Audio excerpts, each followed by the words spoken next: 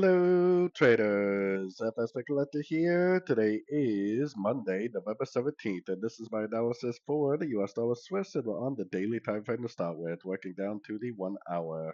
So on the daily, we definitely did get a breaker structure down.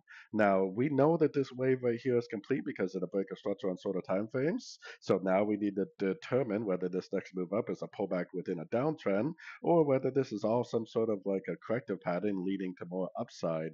So keeping all that in mind, taking it down to the 1 hour time frame, like I said, we do have a significant breaker structure up on the roughly 2 to 4 hour time frame.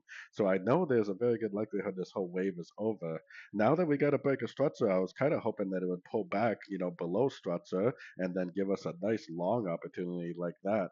Like I said, whether it's going to end up being a pullback to this move down and then continue it down like this, or whether it's going to be a complete trend reversal, I don't really know. I think based on structure, it should be a pullback to this last move down, meaning that it would likely go up to a percentage of this move down and then turn back to the downside. But just because of the breaker structure we got, our primary goal right now probably should be trying to get along for either a wave C or possibly a wave 3. So anyways, don't forget to check out my website linked over here in the corner. And as always, thank you for watching and happy trading.